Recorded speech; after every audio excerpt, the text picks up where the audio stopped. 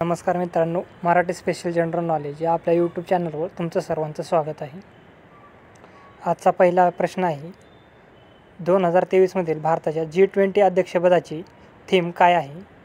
एक पृथ्वी, एक कुटुंब, एक भविष्य आणि एक जीवन. 2 एक पृथ्वी, एक कुटुंब. ऑप्शन 3 एक पृथ्वी, एक भविष्य आणि ऑप्शन 4 एक पृथ्वी, एक कुटुंब, एक भविष्य. तर याचं योग्य उत्तर आहे ऑप्शन क्रमांक 4 एक पृथ्वी, एक कुटुंब आणि एक भविष्य. पुढील प्रश्न आहे दुसरा, निरोगी दृष्टीसाठी खालीलपैकी काय महत्त्वाचे आहे? ऑप्शन 1 लोह, ऑप्शन 2 जीवनसत्व ए, ऑप्शन 3 जीवनसत्व के आणि ऑप्शन 4 कॅल्शियम. तर याचं योग्य उत्तर आहे 2 जीवनसत्व ए. प्रश्न तिसरा आहे, भारताची जनगणना 2021ची किती भाषांमध्ये आयोजित केली जाईल? पर्याय क्रमांक 1 15, पर्याय क्रमांक 2 16 भाषेत, पर्याय क्रमांक 3 22 भाषेत आणि पर्याय क्रमांक 4 17 भाषेत. तर याचं योग्य उत्तर आहे 2 भारताची जनगणना ही 16 भाषेमध्ये आयोजित केली जाईल. प्रश्न चौथा आहे, खालीलपैकी कोणत्या पेशींमध्ये अनेक केंद्रके असतात? ऑप्शन 1 स्नायूपेशी, ऑप्शन 2 रक्तबिंबिका, ऑप्शन 3 लाल रक्तपेशी आणि ऑप्शन 4 चेतापेशी. तर याचं योग्य उत्तर आहे 1 स्नायूपेशीमध्ये अनेक पेशी असतात. प्रश्न 5 आहे, हमारी धरोहर ही योजना प्रधानमंत्री विरासत का संवर्धन म्हणजे PM विकास योजनेचा एक घटक म्हणून विलीन करण्यात आली आहे, जी टिंबटिंब या आर्थिक वर्षापासून लागू होणार असून ती कौशल्य विकास, शिक्षण आणि नेतृत्व प्रशिक्षणाद्वारे अल्पसंख्याकांचे विशेषतः कारागीर समुदायाचे जीवनमान सुधारण्यासाठी त्यांच्या उद्योजकतेच्या हस्तक्षेपांना पाठिंबा देणे यावर केंद्रित आहे. तर ऑप्शन 1 आहे 2020-21 पासून, ऑप्शन 2 2021-22 पासून, ऑप्शन 3 2022-23 पासून आणि ऑप्शन 4 2023-24 पासून. तर याचं योग्य उत्तर आहे ऑप्शन 3 2022-23 पासून ही योजना लागू होणार आहे. प्रश्न 6 आहे, 1923मध्ये स्वराज्य पक्षाची स्थापना झाली आणि टिंबटिंब हे या पक्षाचे अध्यक्ष आणि मोतीलाल नेहरू हे सचिव बनले. Option 1 Chittaranjan Das, option 2 Chandrashekhar Azad, option 3 Jawaharlal Nehru आणि ऑप्शन 4 सुभाषचंद्र बोस. तर स्वराज्य पक्षाचे अध्यक्ष हे चित्तरंजन दास हे होते.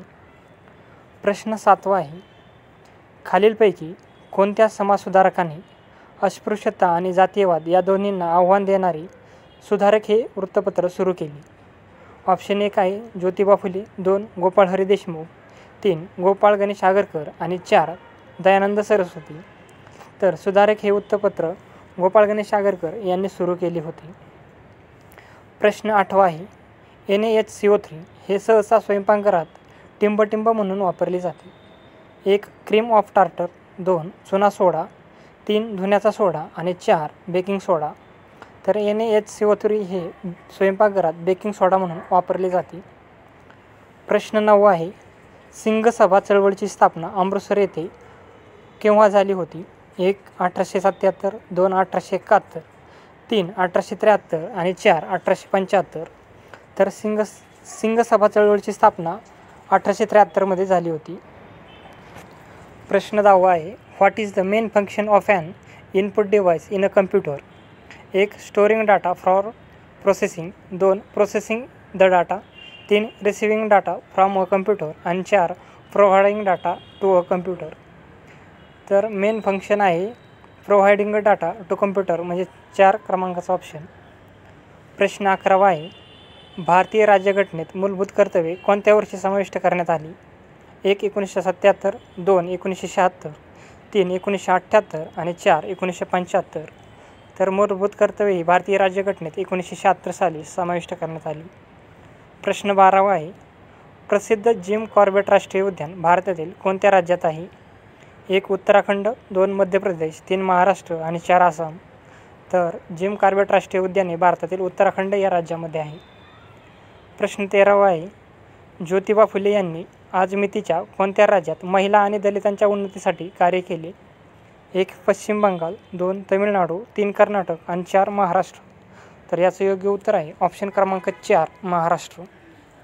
प्रश्न 14 आहे, खालीलपैकी कोणत्या भारतीय क्रिकेटपटूला विस्डेन अल्मनॅक च्या 2023च्या आवृत्तीत leading T20 cricketer of the year हा सन्मान बहाल केला गेला. 1. रोहित शर्मा, 2. सूर्यकुमार यादव, 3. शुभमन गिल आणि 4. KL राहुल. तर याचं योग्य उत्तर आहे 2. सूर्यकुमार यादव. प्रश्न 15वा आणि शेवटचा प्रश्न आहे. गुलामगिरी या पुस्तकाचे मुख्य उद्दिष्ट कोणते होते?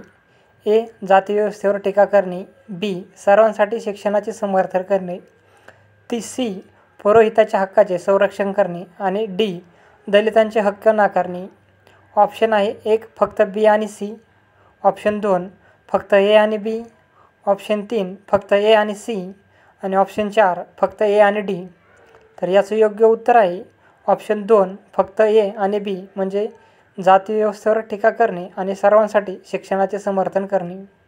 तर धन्यवाद मित्रांनो. अशाच नवनवीन व्हिडिओसाठी आपल्या व्हिडिओला लाईक करा आणि चॅनलला सबस्क्राईब करा.